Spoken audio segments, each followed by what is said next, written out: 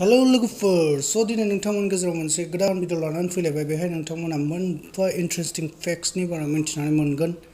नोंथांमोना भिडिअखौ स्किप खालामालासिनो जोबजासिम नायजोब जों भिडिअखौ जागायनोसै फेक्ट नम्बर 1 नोंथांमोना मोनसे खोथा सानफेरदोंना बे एर'प्लेननि गाबा मानो गुफुर जायो बेहा माखासे जाहोन दं बेनिनो मोनसे जाहोना जाहैबाय गुफुर गाबा दुंथायखौ जोंना सोबनानै लाया आरो प्लेना जुदि जोंना जोमैनि गोजौआव बिरो बे साननि दुंथाया थोंजोङै बेहाय गोलैयो अब्ला प्लेननि टेम्पारेचारा जेसे हायो गुसु कुल जानांगौ माने एस कुल एस पसिबल अब्ला बे जुदि दुंथायखौ सोबनानै लायोब्ला बेनि टेम्पारेचारा बांगोन जुदि जों गुबुन गाब फोनोमोनब्ला बे दुंथायखौ सोबनानै लागौमोन गुफुर गाबा दुंथायखौ सोबनानै लाया बेनिखायनो जों प्लेनाव गुफुर गाब फोननाय जायो आरो नैथि जाहोना जाहैबाय जुदि जों गंसे प्लेनाव गुफुर गाब फोनो अब्ला बेनि लिरथाया 25 किल'ग्राम जायो नाथाय बेनि जायगायाव जुदि जों गोसोम गाब फोननानै होयोब्ला बेनि लिरथाया बांनानै 250 किल'ग्राम जाहैगोन अब्ला प्लेनखौ बिरहोनायाव जों गोबां फुवेलनि एबा जंग्रानि गोनांथि जागोन जाय कमार्शियेल एयारलाइन्सफोरखौ लससिम थांहोनो हागौ माने जोंना खरसाया बांगोन बेनि थाखायनो प्लेनाव गुफुर गाब फोननाय जायो आरो बुहुमाव नोंथांमोना जास्ट फिउ माने जोबोद एसेल' गोसोम गाबनि प्लेन नुनो मोनगोन फेक्ट नम्बर 2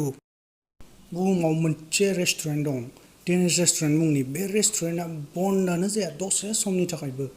24/7 माने 24 आवार्स 365 सान बोसोर बे रेस्टुरेन्टआ अपेनैनो थायो दसे समनि थाखायबो बन्द जाया नाथाय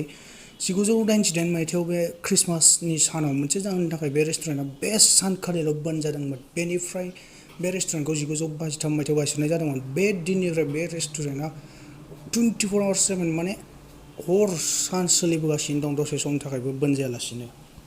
फेक्ट नम्बर 3 बे बुहुमाव गासै 700 करोड़ सुबुं अनजिमा दं आरो नोंथांमोना मिथिगौना बे 700 करोड़ सुबुं अनजिमानि 500 करोड़ सुबुंनियावनो स्मार्टफन दं नाथाय 410 करोड़ सुबुंनावल' टुथब्राश दं माने बे बुहुमाव बेबायदि सुबुं दङ जायहा स्मार्टफन दं नाथाय टुथब्राश गैया माने बे हाथाय हुग्रा ब्राशआ